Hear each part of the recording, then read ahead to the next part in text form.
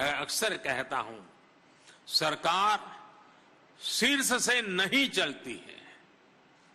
नीतियां जिस जनता के लिए हैं, उनका समावेश बहुत जरूरी है। जनता केवल सरकार की नीतियों की, प्रोग्राम्स की रिसीवर नहीं है। जनता जनार्दन ही असली ड्राइविंग फोर्स है। इसलिए हमें गवर्नमेंट से गवर्नेंस की तरफ बढ़ने की जरूरत है। साथियों, इस एकेडमी से निकलकर जब आप आगे बढ़ेंगे तो आपके सामने दो रास्ते होंगे। एक रास्ता आसानी का, सुविधाओं का, नेम एंड फेम का रास्ता होगा।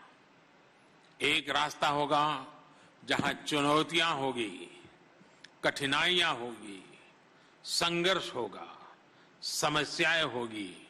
लेकिन मैं अपने अनुभव से मैं आज आपसे एक बात कहना चाहता हूं।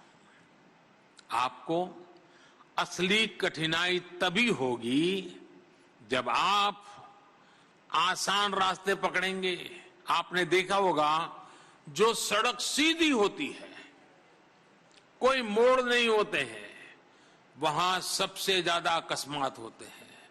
लेकिन जो टेढ़ी मेढ़ी मोड़ वाली सड़क होती है, वहां ड्राइवर बड़ा कॉन्शियस होता है, वहां अकस्मात कम होते हैं। और इसलिए सीधा सरल रास्ता कभी न कभी बहुत बड़ा कठिन बन जाता है।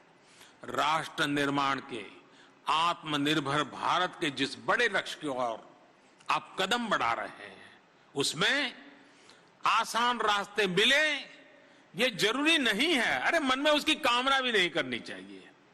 इसलिए जब आप हर चुनौती का समाधान करते हुए आगे बढ़ेंगे, लोगों की ईज ऑफ लिविंग को बढ़ाने के लिए निरंतर काम करेंगे, तो इसका लाभ सिर्फ आपको ही नहीं, पूरे देश को मिलेगा।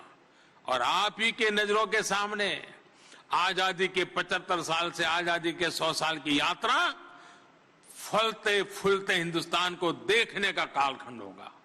आज देश जिस मोड़ में काम कर रहा है, उसमें आप सभी ब्यूरोक्रेट्स की भूमिका मिनिमम गवर्नमेंट, मैक्सिमम गवर्नेंस की ही है।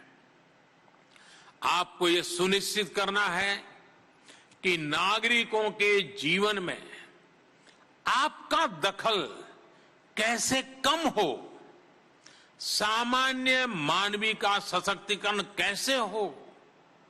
हमारे यहां उपनिषद में कहा गया है, न तत् द्वितीयम अस्ति, न तत् द्वितीयम अस्ति, अर्थात कोई दूसरा नहीं है, कोई मुझसे अलग नहीं है। जो भी काम करिए, जिस किसी के लिए भी करिए, अपना समझकर करिए।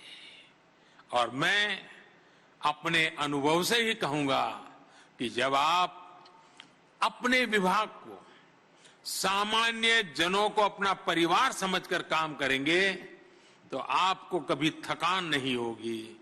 हमेशा आप नई ऊर्जा से भरे रहेंगे।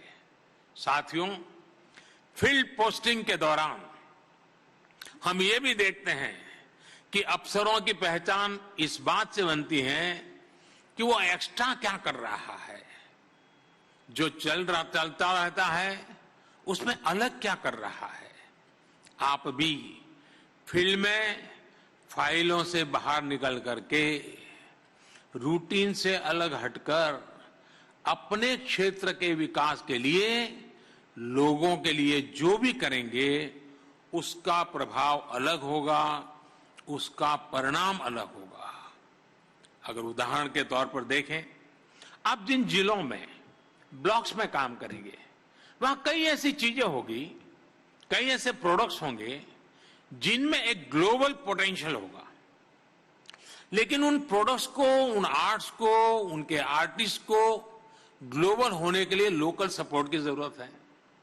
ये सपोर्ट आपको ही करना होगा, ये विजन आपको ही देना होगा, इसी तरह आप किसी एक लोकल इनोवेटर की तलाश करके उसके काम में एक साथी की तरह उसकी मदद कर सकते हैं। हो सकता है आपके सहयोग से वो इनोवेशन समाज के लिए बहुत बड़े योगदान के रूप में सामने आ जाए।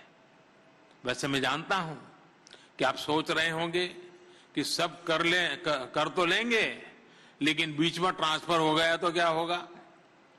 मैंने जो टीम भावना की बात शुरू में की थी ना, वो इसीलिए ही थी। अगर आप आज एक जगह हैं, कल दूसरी जगह है, तो भी उस क्षेत्र में अपने प्रयासों को छोड़िएगा नहीं, अपने लक्ष्यों को भूलिएगा नहीं।